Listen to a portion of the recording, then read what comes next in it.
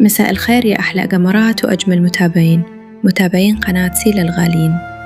أنا بقالي فترة حاسة بشعور مش غريب عليا، بس تقيل قوي على قلبي وتعب لي نفسيتي، وده كان السبب إني تأخرت كل الفترة دي في إني أنزل حلقات جديدة على القناة.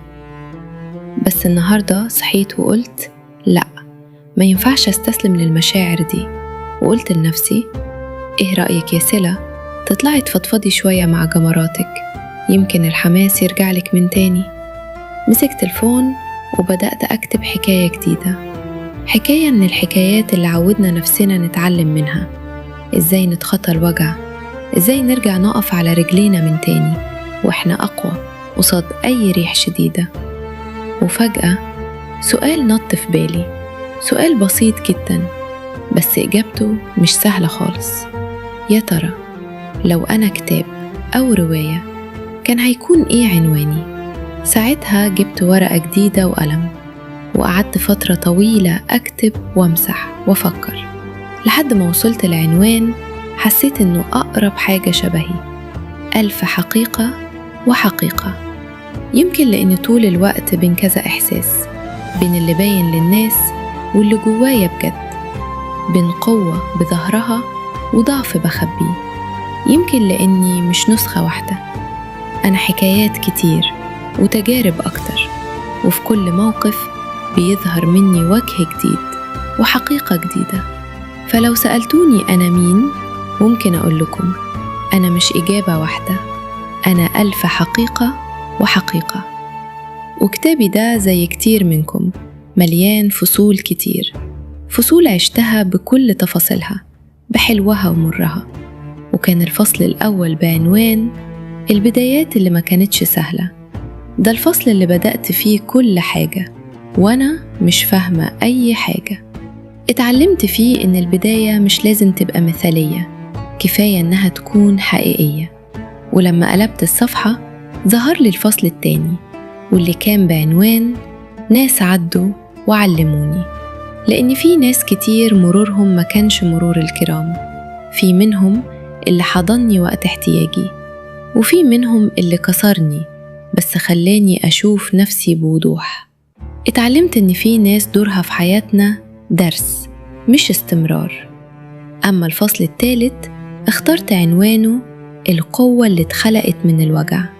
كل مرة قلبي اتكسر فيها كنت بحس إني مش هقف تاني، بس كنت برجع أقوى وأوعى وأهدى. الوجع عمره ما كان نهاية، كان دايماً بداية لنسخة جديدة مني عارفة قيمتها كويس. ومن الفصل الثالث اتشكل عنوان الفصل الرابع، واللي كان بين اللي جوايا واللي بظهره. الفصل ده أصعبهم، لأني كنت بحاول أكون قوية قدام الناس وأضحك وأقول تمام، وبيني وبين نفسي كلام كتير محدش سمعه. اتعلمت إن التعب اللي جوايا لازم في يوم يطلع علشان ما يكسرش اللي باقي مني. أما الفصل الخامس والأخير لحد دلوقت اخترت له عنوان لما قررت أختار نفسي. أصعب قرار أخدته إني أقول كفاية تضحيات على حساب راحتي. يمكن خسرت ناس بس كسبت نفسي، والأول مرة حسيت إن أنا أستاهل أتحب زي ما أنا. وعلى فكرة مش ده نهاية الكتاب ولا آخر الحكاية، لأن طول ما أنا عايشة في فصول تانية بتتكب.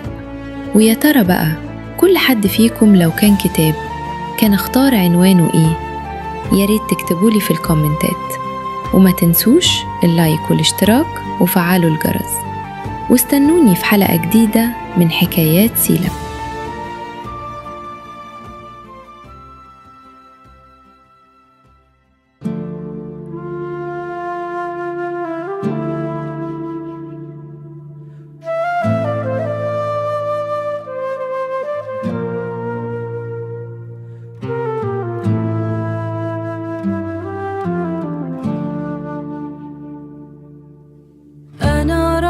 المفاتيح على الترابيزة، الشعر كان طويل وزهمة قوي، مش قادر ارفع راسي من التعب، كتفي مهلول من شيل الشنتات،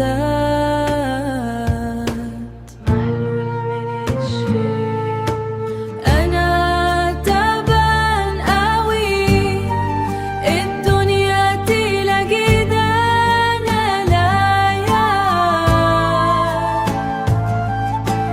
حاسس إني مخنوق والقلب بيعور جوا صدري،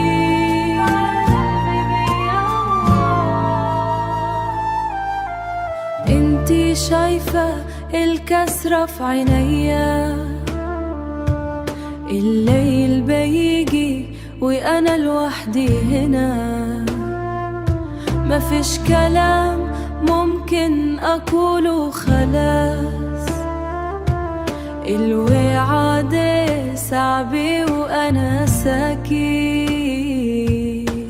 باكل لقمتي، أنا تعبان قوي، الدنيا تلاقي دانا لايا،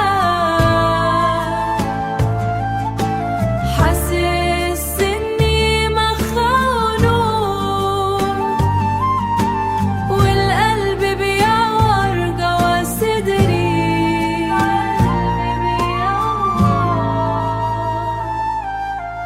عايز أنام ومش عارف أنام، كل حاجة بتفكرني بالحمل اللي فيا،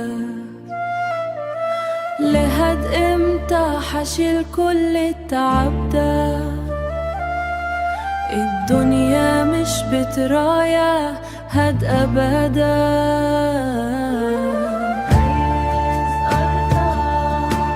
تعبان قوي، تعبان